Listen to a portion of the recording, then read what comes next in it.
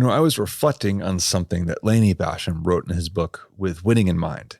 It's something that I reference a lot. It's definitely a book I suggest giving a read. But when discussing selecting the right goal, Laney says you should pick something that you're willing to trade your life for. He doesn't mean that in the literal sense of dying for your goal. Rather, it's a figurative statement about giving up the life that you lead now for the attainment of the goal. If it's not powerful enough to motivate you, then you won't do it.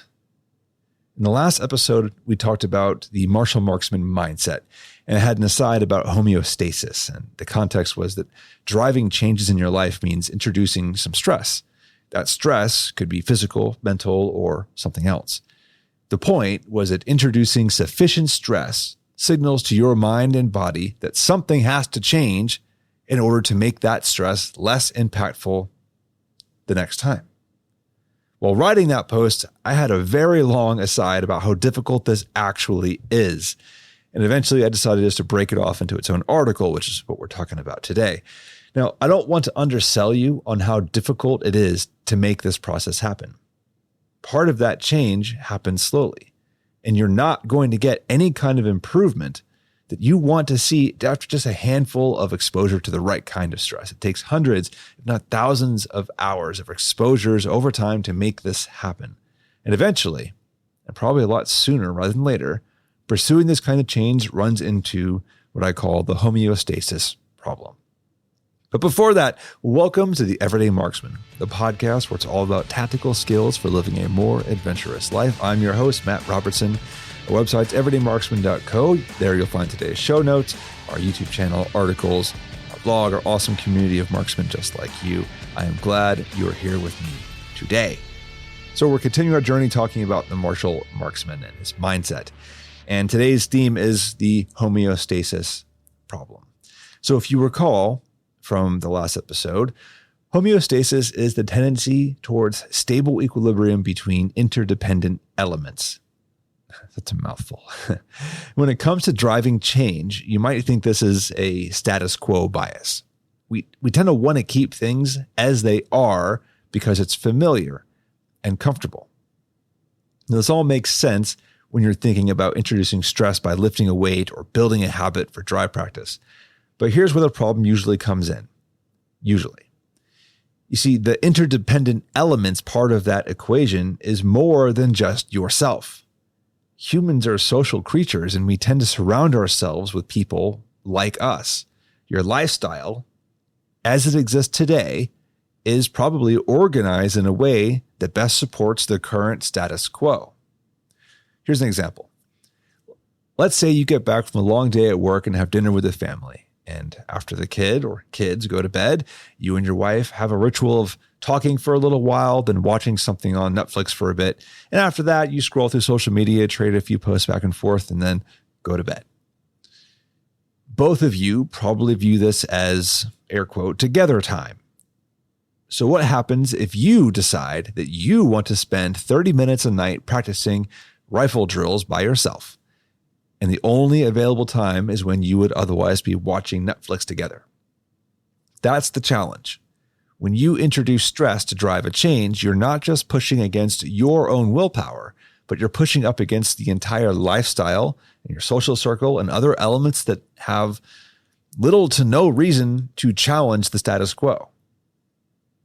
Your wife didn't necessarily agree to stop watching movies with you or hanging out with you every night. You decided that. So if you aren't aware of this problem, it's really easy to abandon new habits and any change you were hoping to develop out of it. It's because everything else in your life is literally organized against you.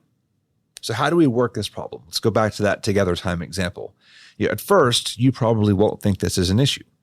You feel good about doing something more productive with your time. You'll start picking up little wins on the clock and showing progress in your dry fire. Not long later, though, your wife's going to start getting upset at you that you never spend time with her anymore. She misses hanging out with you and watching shows together. As a family man and a husband, you rightly prioritize the marriage more than faster times on whatever drill you're working on. So you stop the new habit and go back to the old routine. This is not necessarily a bad thing, by the way. I'm just saying this is an example of how this can play out. Think of more examples like this. Maybe you work at an office job where every Friday after work, everybody goes out together to the local bar, has some cocktails, some beers, order some greasy food. But then all of a sudden you decide that you want to have that time to go work out in the gym. So rather than going out, you don't go at all. You go to the gym. Or when you do go, you don't participate in the alcohol and greasy food because you're trying to be healthy about your eating. Let's say your social circle and your lifestyle will accept a minor bump in the road along the way, but after a while, things change. Your efforts to challenge the status quo start making them uncomfortable. And you start getting comments about your healthy eating habits and you don't eat cheeseburgers with us anymore. You start getting jokes. Eventually, they become less than jokes. People start complaining that you're no fun anymore or that you're difficult to plan things with because, well, you don't like to go do this activities with us. You don't want to go drink anymore. You get up too early because you're going to go to the gym. Within your own life, you start to feel like you're missing out on stuff like your favorite TV shows or your favorite meals or other little activities that you didn't think about much before, but now you suddenly feel their absence. This is when it gets hard. And this is the point where most people fail. They try and push too far, too quickly, and they weren't prepared for the consequences. This is what Lanny's talking about when he says, giving up your life. Now, as far as I'm concerned, there are really two ways to deal with the problem, the slow way and the fast way. The first way is to commit to smaller changes done gradually over time. This is probably the smart path for most people. For example, let's go back to our, again, family time example. Rather than scheduling 30 minutes per day of dry fire, why not commit to 10 minutes every other day, 2 or 3 days a week, whatever? Or thinking of the gym. A lot of men decide that they're going to go 5 days a week because, well, they read somewhere that that's ideal and that's how you're going to do things. But why not scale that back to 2 sessions per week? In either case, dry fire or the gym, that reduced frequency is easier to manage. You still get results because it's more than you were doing before, but you're also not upsetting the balance of the rest of the status quo too much. Committing to smaller goals works well because you still end up adding wins along the way. And then at every incremental step forward, you are now building a track record behind you, a trail of success that you can look back to and say, I've already accomplished this, so why not keep going forward? It's also a little bit less threatening to others because they see it as a compromise. You're not pushing change on them too quickly, so they have time to respond as well. Now, the other way, the fast way, is just flat out committing to the sacrifice. And ultimately, even incremental transformation gets you to the exact same place. It's just doing it with a speed limit. The fundamental thing happening is that whatever pathway you choose, incremental or going all in at once, you are changing your identity. You're giving up the person that you were for the sake of the person that you will become. This is sacrifice. Sacrifice is hard. It's really hard. If it wasn't, then we wouldn't have thousands of years of stories extolling the virtues of those who have made tough sacrifices.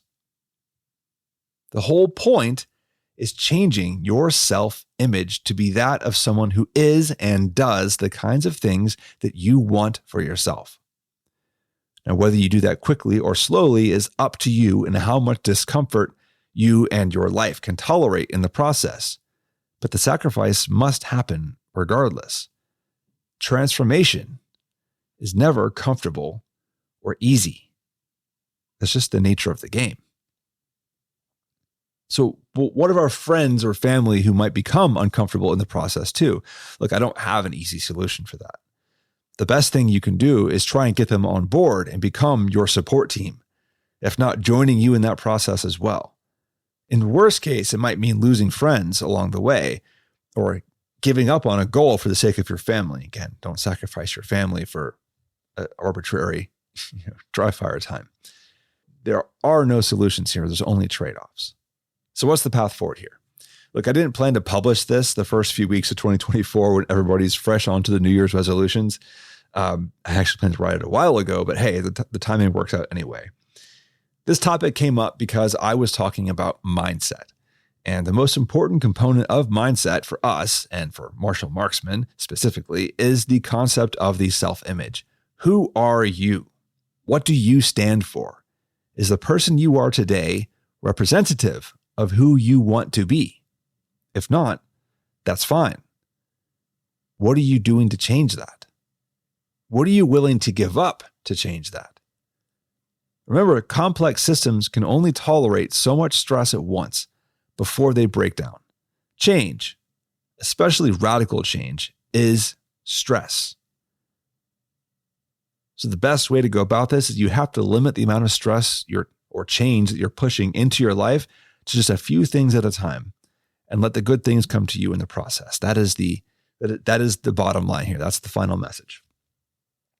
Limit how much you're trying to change at once and focus, and be willing to give up who you are today. And if you're not willing to do that, then I think you've picked the wrong goal. All right, that's it. Short episode today. Thanks for listening. I've been having fun thinking about this topic and how I'm going to approach it over time. Let me know what you think. So get on the website, everydaymarksman.co. You'll find the link for this episode right on the front page, and then drop a comment for me. Let me know what you think. Until next time, my friends, I will catch you later. Take care.